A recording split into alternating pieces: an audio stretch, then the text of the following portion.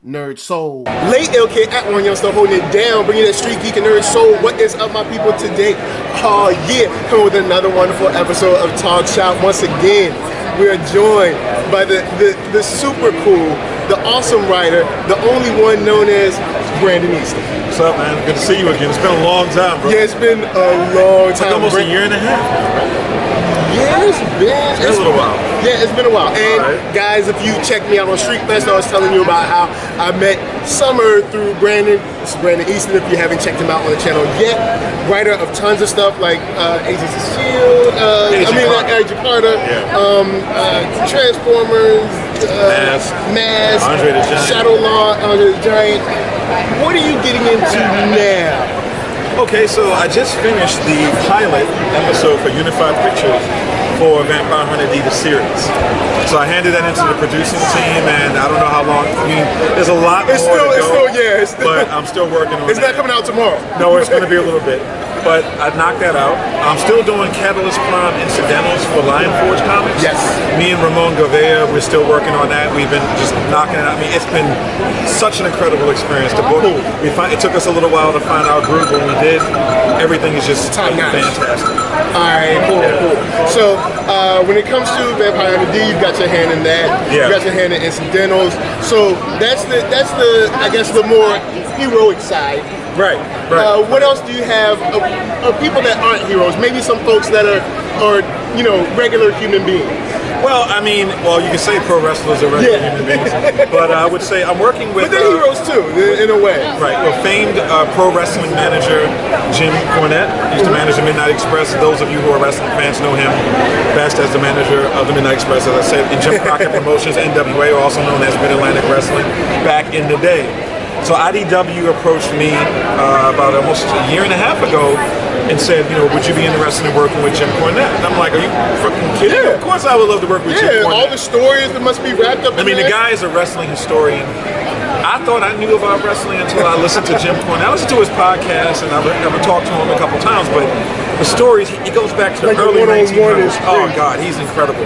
So we took, out of the 20 or 30 stories he had kind of floating around, we took 9 of them, split them up 3 stories per issue. So there's going to be 9 stories across 3 issues. It was Kickstarter funded, so those folks are going to get the book first. But eventually IDW will release it as a collection. And that's what's going to happen. Nice. And speaking of IDW, I have a story in Star Trek Waypoint, which is an anthology of short Star Trek stories exploring the unexplored aspects of the Star Trek universe. And as a lifelong Trekker, I get to tell a story which I really can't talk about yet, but it's a story that connects Star Trek the Motion Picture from 1979 with the first episode of Star Trek The Next Generation, which debuted in 1987. So please keep an eye out for that. It's coming out in December. I don't know exactly what date. I think it's December 5th, but I could be wrong. But that's going to be coming out real soon. Alright, cool. Alright, so from the stars to anime to heroes, does it ever get old? Absolutely not, because I'm getting to write on things that as a child I spent a lot of my headspace in. Cool. You know what I mean? So now you're just right at home. Yeah, I mean, working on Star Trek and working on some Marvel stuff in the past and working on Vampire Hunter D and just like so much. Which is technically the first anime I ever saw. Well, maybe not the first. It was one of the first 3. But I saw Akira, Ninja Scroll, and Vampire Hunter D all in one night. Everybody has that backstory. Yeah, because it was on TNT. Right. Like they used to just run those in the middle of the night, right? For hours and hours. Same. Yeah. They only had the rights to like 3 animes, right? So Bubblegum Crisis every now and then. Yeah. But yeah, so I mean, it's like a sandbox. Like they say, you play Grand Theft Auto 5. It's a sandbox game. You get to get out and just play. True. Well, I've been playing in other people's sandboxes that inspired me. Okay. I mean, in between my original material, which I do more for TV and short stories and stuff like that, but in between all my original material, just to be able to step into other people's worlds and step into the worlds that made me the writer and made me want to be a creator. Like I don't even know what to say about it. The fact that I've been able to work on Transformers and Thundercats and Mask and all this other stuff, and it's just a lot of fun, man. It's a dream come true. Dope. Now, speaking of your own sandbox, sure. Shadowlaw. Yes. Any more ever? Well, I'll say Is that door closed? no. Okay, so I just got the rights back to Shadowlaw from Arcana, so it is completely owned by me again. I don't know what's going to happen with Shadowlaw, to be honest. I do have an entire universe outline, but my I was question blown away is, by the way it was done, weaving religion and government and even the supernatural side with like vampires. It's very cool. Thank you. It's right down my alley of just like all the stuff like in one box. Well, I'll tell you this. I have developed that universe from the beginning all the way to its own future. So really what I want to do is maybe go into the novel space.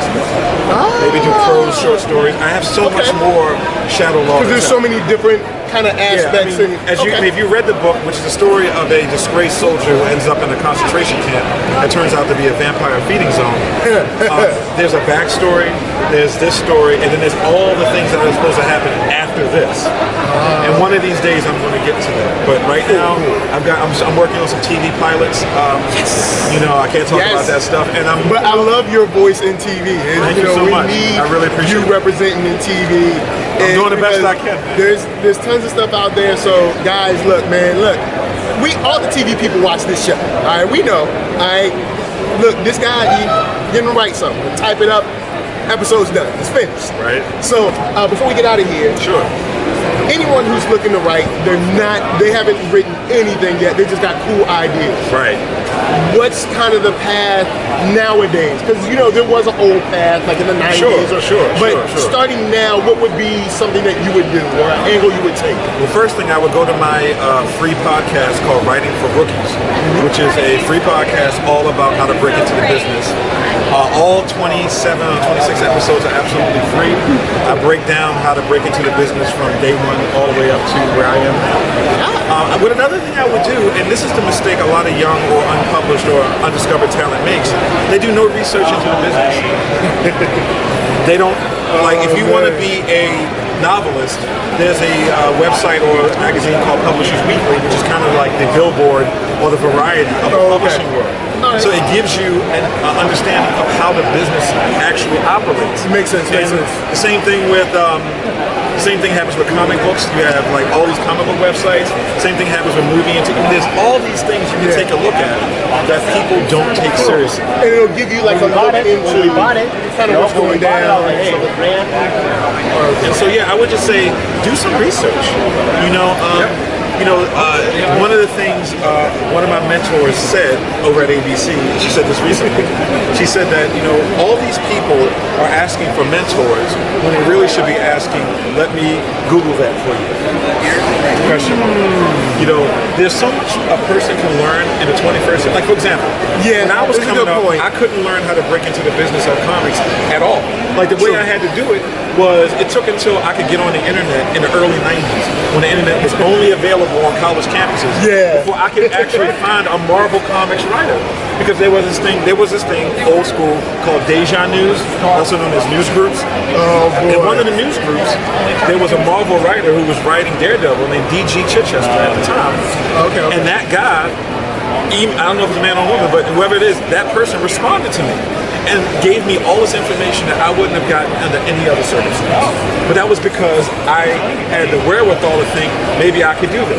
Now look them up. There are hundreds of websites about how to break into the business as a writer. There are hundreds of free podcasts, literally, by Hollywood legends and talent.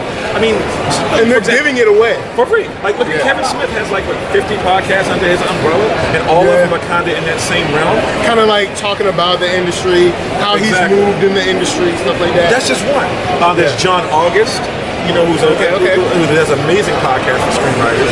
And then there's one called Children of Tendu, which is written by two well-known Latino genre writers.